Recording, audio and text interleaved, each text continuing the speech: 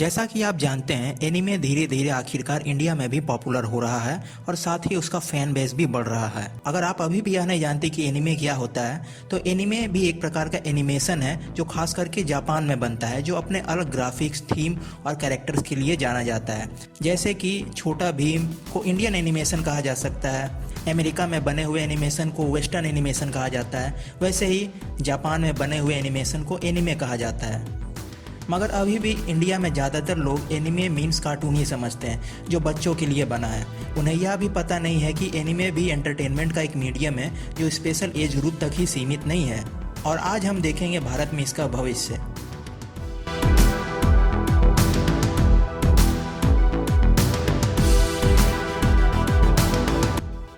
आइए पहले देखते हैं वो कारण जिनके चलते एनीमे पूरे वर्ल्ड में फेमस है। पहला है स्टोरी टेलिंग। हर 20 मिनट के एपिसोड्स में स्टोरी पे खास ध्यान दिया जाता है। उनके कैरेक्टर ऐसे होते हैं जिनसे आप रिलेट कर सकते हैं और वो आपको स्टोरी में पूरी तरह इन्वॉल्व करके रखते हैं। Animation and art style. जो इमोशन एनिमे के कैरेक्टर 20 मिनट के एपिसोड्स में जगा सकते हैं, मुझे नहीं लगता कि कहीं और भी यह पॉसिबल है। और ख़ासकर कलर्स का यूज़ भी कई बार उनके सीन्स को यादगार बना देता है। Action scenes. इनके एक्शन सीन्स जो क्रिएटिविटी होती है वो आपको कहीं भी देखने नहीं मिलेगी। कुछ एक्शन सीन्स तो हॉलीवुड तक में भी कॉपी की जाती है। Sound track. ये एनीमे का एक्स फैक्टर है। जिस प्रकार एक साउंड ट्रैक एनीमे की स्टोरी में यूज़ होता है वो अलग ही लेवल में रहता है, जिस कारण यह साउंड ट्रैक कई एनीमे फैंस के दिमाग के हार्ड डिस्क में हमेशा के लिए स्टोर हो जाता है।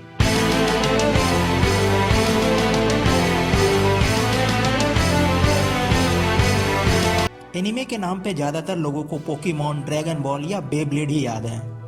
यहाँ तक कि कई चैनलों ने जैसे कार्टून नेटवर्क, डिज्नी, जेटिक्स या एनिमैक्स ने एनीमे को टेलीकास्ट भी किया, वो भी डब करके।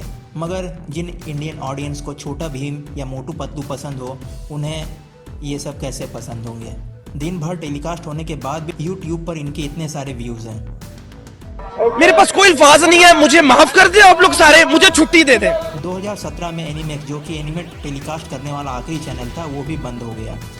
लोग अभी भी इसे बच्चों की चीज़ समझते हैं। एनीमे में जितने प्रकार के जॉनर हैं, मुझे नहीं लगता कि उतना फिल्मों में भी हैं। जो लोग इन जैसी फिल्मों को देखकर खुश हैं, आपको लगता है कि वो डेथ नोट, कोड गियास या स्टाइन्स गेट जैसी स्टोरी को समझ भी पाएंगे? जब समोसे खाकर ही पावर आ सकते हैं, वन पंच मैन बनने के लिए इतना मेहनत क्यों करें लोग? वर्क एथिक्स, डेडिकेशन, डिसिप्लिन जैसे लाइफ लेसन्स हाईक्यू या कापेटा जैसे एनीमे दे सकते हैं, जो आजकल के मॉडर्न लाइफ में सर्वाइव करने के लिए मददगार हो सकते हैं। प्रॉब्लम बस एक जगह आ जाती है, वह है इनके कुछ मैच्योर कंटेंट पे, क्योंकि एनीमे कुछ एज ग्रुप के लिए नहीं बनाया गया है, बल्कि 18+ एज ग्रुप के लिए भी कंटेंट है, जैसे sci-fi, romance, drama, thriller, horror. तो स्टोरी के हिसाब से कुछ सीन्स में रोमांस, सेक्स या वायलेंस दिखाने पड़ते हैं, मगर आजकल दिखाए जाने वाले शोज लोगों को किड्स फ्रेंडली लगते हैं। Irony at the best. Yes yes yes. मगर फिर भी अगर इंडिया में एनीमे को लाया जाता है तो केवल 2 ही ऑप्शन है, या तो टीवी या फिर डिजिटल प्लेटफॉर्म जो बिना सब्सक्रिप्शन के हो। और यहाँ भी अगर वह डब्ड वर्जन में आए तो एक लार्जर ऑडियंस को टारगेट बना सकती है, क्योंकि सब जानते हैं आजकल टीवी पर केवल साउथ की डब्ड मूवीज़ ही दिखाई जाती हैं, क्योंकि लोग वही रोज़ाना हिंदी फिल्में देखकर पक चुके थे और उन्हें कुछ नया टेस्ट दिया गया और उन्हें पसंद भी किया गया। इसका सबसे बड़ा उदाहरण है जब KGF और जीरो रिलीज़ हुई थी, तो असलियत सबके सामने आ ही गई थी। वक्त बदल दिया, जज्बात बदल दिए, जिंदगी बदल दी।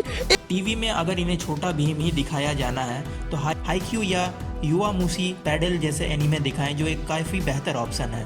मगर यहाँ भी एक बात सबसे ध्यान देने के लिए है कि सारे एपिसोड्स कंटिन्यूटी में रहने चाहिए, क्योंकि जो कि एनीमे देखने वाला समझ सकता है कि एनीमे में कंटिन्यूटी कितना ज़रूरी है। और जिन लोगों को मैच्योर कंटेंट से प्रॉब्लम है या जिनके डेली शेड्यूल में उतना टाइम बचता नहीं है ड्यू टू वर्क, कॉलेज या कुछ भी, उनके लिए सब्सक्रिप्शन वाली प्लेटफॉर्म होनी चाहिए। जब गेम ऑफ थ्रोन जैसे सीरीज़ को आराम से 18+ शो करके दिखाया जा सकता है, तो डेथ नोट और अटैक ऑन टाइटन्स क्यों नहीं? आप ही सोचिए, इनके सामने अगर किमी नो हावा या वेदरिंग विथ यू इंडियन भाषाओं में डब करके रिलीज हो तो फिर इन्हें कौन देखेगा। शायद इसीलिए एनिमे फिल्म तो यहाँ ना के बराबर ही रिलीज होते हैं। मैं यह नहीं कह रहा कि एनिमे का भारत में फ्यूचर नहीं है, बात है ऑडियंस की मेंटालिटी बदलने की, जो नागिन और बिग बॉस जैसे शोज में ही फंस के रह गई है। अगर आपने आज तक एक भी एनिमे नहीं देखी है तो एक बार जरूर देखिए, एंड ट्रस्ट मी, यह आपकी ज़िंदगी का एक अनोखा पल साबित हो सकता है। So guys, Yes! Yes! Yes!